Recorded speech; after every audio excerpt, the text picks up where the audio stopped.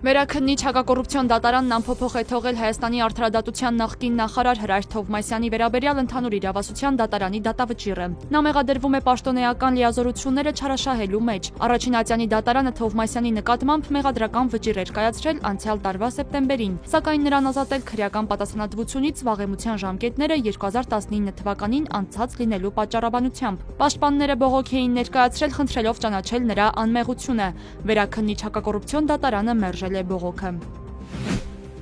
Իշխանությունը փորձում է պարզեցնել ֆիզիկական անձանց եկամուտների հայտարարագրման համակարգն ու գործընթացը։ ԿՊ խմբակցության եւ կառավարության մշակած համատեղ նախագիծը ենթադրում է, որ այն քաղաքացիները, որոնք պետեկամուտների կոմիտեի կողմից տեսանելի տեղեկատվությունից բացի այլ եկամուտ չունեն, կարող են անգամ մուտք չգործել եկամուտների հայտարարագրման համակարգ։ Քաղաքացու հայտարարագիրն ինքնաշխատ կերպով կհամարվի լրացված ՊԵԿ-ի կողմից լրացված տվյալների հիման վրա։ ԿՊ-ն մտադիր է նախագիծն ընդունել արտահերթ ռեժիմով, որ այն ընդունված լինի մինչև նոյեմբերի 1-ը։ Պաշտպանության նախարարությունն առաջարկում է ձմեռային զորակոչի ժամկետը սահմանել 2026 թվականի հունվարի 7-ից մինչև հունվարի 31-ը, իսկ պարտադիր զինվորական ծառայություն անցած զինծառայողների զորացումն իրականացնել հունվարի 8-ից մինչև հունվարի 31-ը ներառյալ։ Այլընտրանքային ծառայության զորակոչը եւ պահեստ արձակումը կատարվելու է պարտադիր զինվորական ծառայության զորակոչի եւ պահեստ արձակելու հետ համատեղ։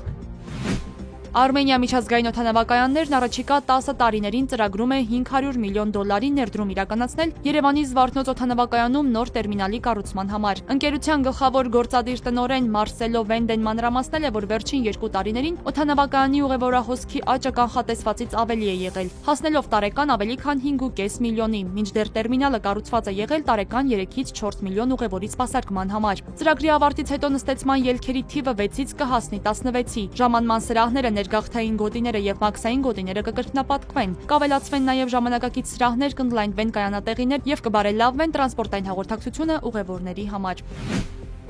Վրաստանի դատախազությունը պաշտոնապես մեղադրանք է առաջադրել 5 ընդդիմադիր գործչի տեղական ինքնակառավարման մարմինների ընտրությունների օրը հոկտեմբերի 4-ին երկրում պետական հեղաշրջման եւ իշխանության տապալման կոչերի համար։ Մեղադրանքներ են առաջադրվել մասնավորապես Պաատա Բուրչուլաձեին, Մուրթաս Զորդելվային, Իրակլի Նարդիլաձեին, Լաշա Բերձինեին եւ Պաատա Մանչգալաձեին։ Նրանց սպառնում է մինչեւ 9 տարվա ազատազրկում։